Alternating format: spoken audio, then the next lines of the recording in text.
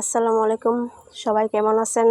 আশা করি আল্লাহর রহমতে সবাই ভালো আছেন এবং আপনাদের সকলের দোয়া আমি আল্লাহর রহমতে ভালো আছি। এই যে এখানে আমার আম্মু ঝিঙ্গা গাছ লাগাইছে। সো এখানে একটা ঝিঙ্গা ধরে নাই, শুধু ফুল আসছে। এই যে দেখেন কি সুন্দর দুটো ফুল আসছে। এখানে একটা আসছে, ওই যে ওইখানে একটা আসছে। এখানে একটা কাঁঠাল গাছ আছে দেখুন। তারপর আমার আম্মু মরিচ গাছ লাগাইছে সাথে।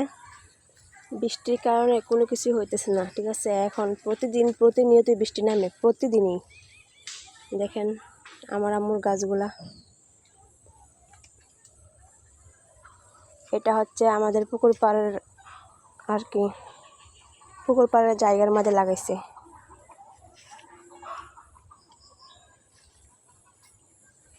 দেখেন এটা হচ্ছে আমাদের পুকুর পাড়, একসাথে দুইটা পুকুর আছে, আপনাদেরকে দেখাবো, আমার সাথেই দেখেন।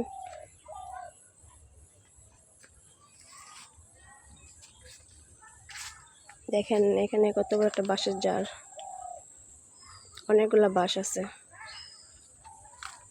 বাঁশের জারের সামনে যাইতে আমার ভয় লাগতেছে, তারপরেও যাইতেছি এবং ভিডিও করতেছি। দেখেন বৃষ্টির কারণে সব কিছু এলোমেলো হয়ে রয়েছে। এখানে একটা মাটির টাল, এটা আমাদের। এখানে একটা মাটির টাল, এটাও আমাদের। এবং এখানে একটা গাছ আছে আম গাছ, এটাও আমাদের।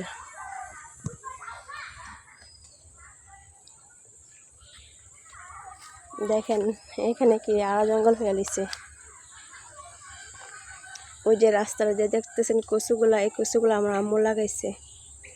এখন আর না, এই কচুগুলোর মধ্যে অনেক লতি হয় এবং কচুগুলো অনেক ভালো। এটাকে বল দেয় কচু বলে। এই যে দেখেন একটা পুকুর, এটা হচ্ছে আমাদের পাশের বাড়ির পুকুর।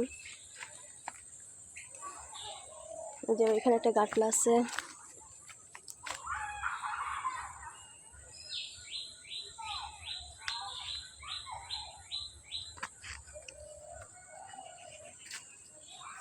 দেন এটা হচ্ছে আমাদের পুকুর।